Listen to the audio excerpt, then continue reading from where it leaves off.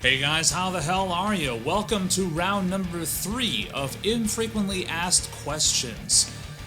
This series has so far been very popular. You guys have really seemed to enjoy it. You're responding to it very positively, and I thank you so much. I definitely enjoy making them, so let's just get right on into it. Question number 1. Hey Arnold, how's it going? I can't remember if you discussed this before. What's your signal chain when using neural DSP or similar amp sims? My signal chain is rather simple. I've got a passive direct box from Radial that is at the very beginning of my signal chain that kind of splits everything off so that if I want I can run it through my board and into an amp before going into the captor, etc. But it also sends an unfucked with DI signal straight to the Focusrite, which is my interface that I have hooked up to my DAW. My DAW is still currently, by the way, Pro Tools, but I am planning on changing it up a little bit in the near future. Can we please hear a full vid of your opinion about As I Lay Dying with Tim? I myself, and I'm sure others, would be really interested to hear that. But also, I fucking love this album. I love that album too, and while in the past I may have been kind of eager to put out a video on the subject, I'm not so much now. I'm gonna just try to keep it brief for you right now. I think my view on the matter is that we as human beings need to stop viewing everything in such black and white terms. We need to stop viewing everything as just being cut and fucking dry. There's always a lot of different variables that go into each and every situation, and we don't know everything that's gone on, even in something as horrible as this. I think that there's also a lot of times where we have kind of an interesting dichotomy going with the way that we think. Why is this okay when this is not? You know, in the music industry, there's tons of musicians that we all love who have done unspeakable, horrible things. You know, some proven definitively without a shadow of a doubt, like in this instance, sometimes not. I mean, there's tons of people that are known or suspected pedophiles that we still buy records from. There's tons of people that have actually killed other people that we still buy records from.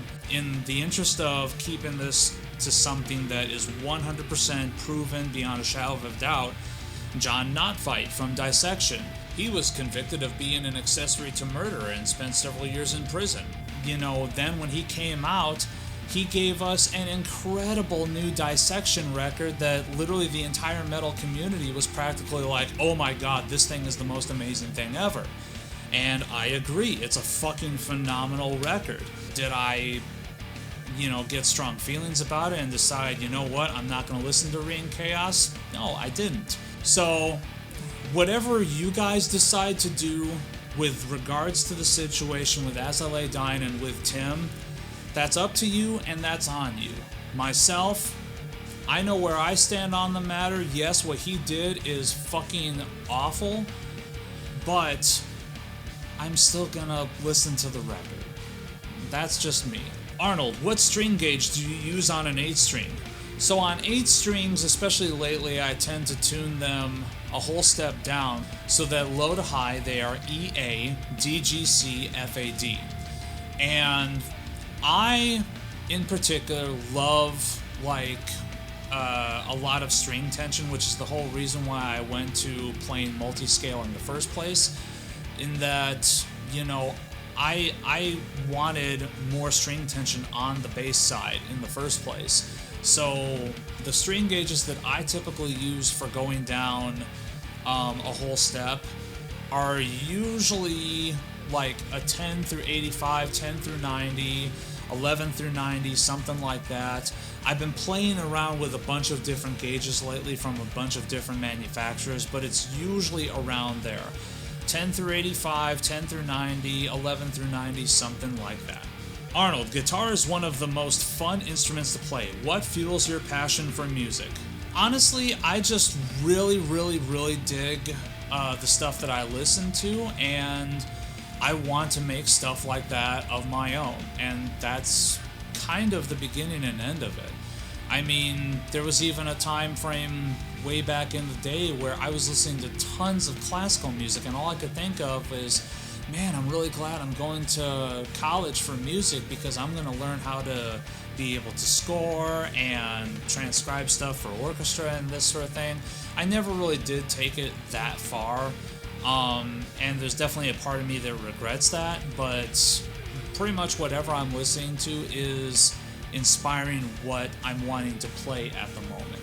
So if I'm listening to a lot of death metal, I want to play a lot of death metal. Black metal, I want to play a lot of black metal, etc., etc.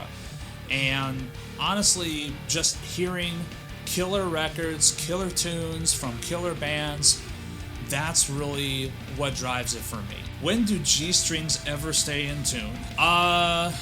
Fucking never. Well, I mean, a lot of instruments definitely seem to always have problems with that G-string, but best thing I can tell you, man, is just, no basic guitar maintenance. Fix up the bridge, fix up the tuning machine, take a look at the nut if you need to do something like lubricate it or do the pencil graphite trick, whatever. Do what you gotta do to help with tuning stability across the board. When did you get long hair? The fuck? Honestly, man, it's just been something where, about maybe like 2.5 years ago, I kind of stopped cutting everything super short. And, I've just kind of decided that I'm going to grow my hair back out again. The last time I had long hair, it was down to about my ass, and I kind of really want to grow it long again. I definitely am of the opinion that I definitely looked the best when I had long hair, and I just kind of want to get to that point again. So what is your favorite high-end 7-string guitar then, Arnold, for the brutal metal, and why? Honestly, there are so many killer brands out there.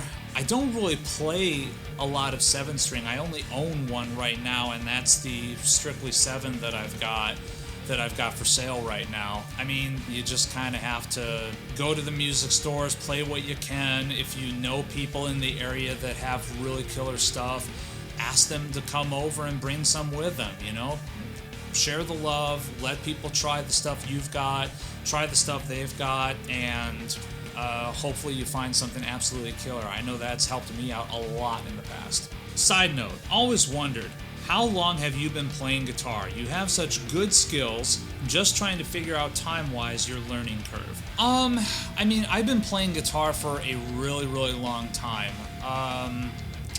I have been playing guitar for going on about 27 years now. I got my first guitar in March of 1994. I started taking lessons in November of 1994. I took lessons for a few years, just kind of reached a point where there wasn't really a whole lot more I could learn from the teacher for one reason or another. I also took classical lessons for about 1.5 years when I went to college. What I will say is that I've been playing long enough that I really should be much, much better of a guitar player. There's a lot of basic shit that I just can't do. There's a lot of techniques that, for better or for worse, I'm just not very good at. That honestly has a lot to do with kind of a short attention span thing. I just really love playing certain types of music and certain types of techniques. And so as a result, playing clean, playing arpeggios, not really my thing. A lot of more advanced soloing techniques, just never really got into so much.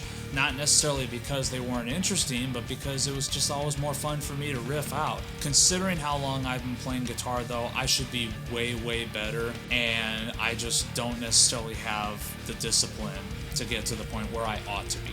Quick question. What is the white V shape that I see a lot in the background of his videos? So this is my Washburn WV40 Vindicator Flying V.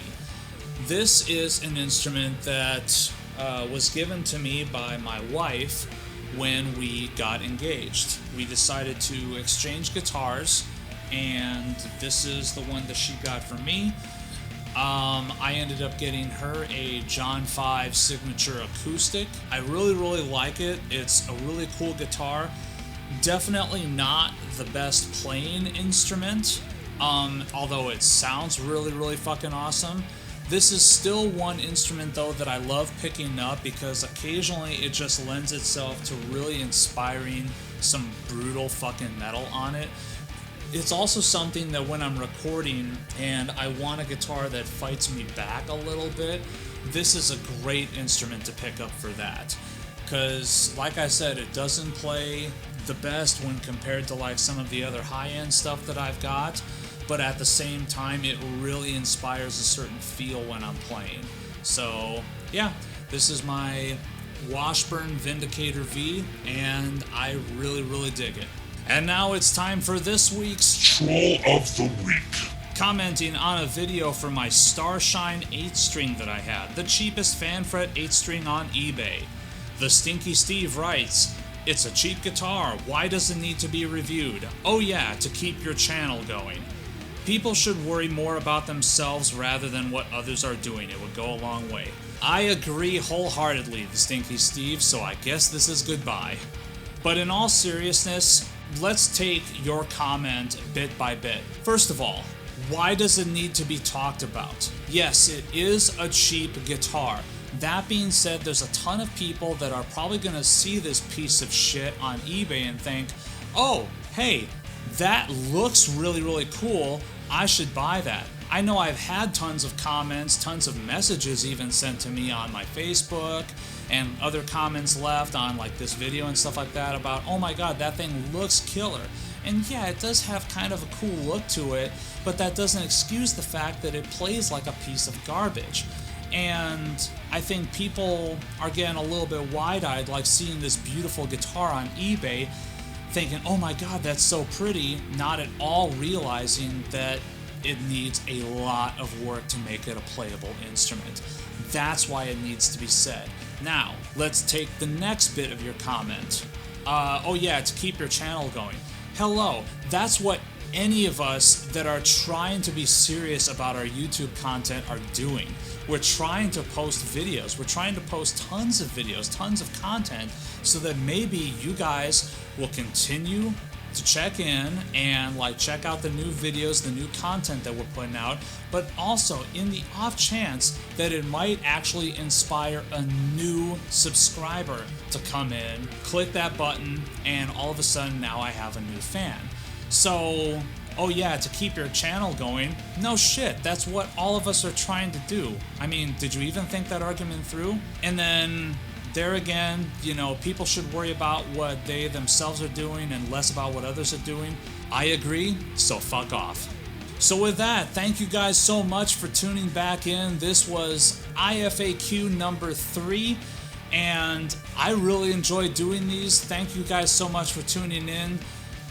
Click that subscribe button, click that like button. There's lots more metal guitar oriented content to come.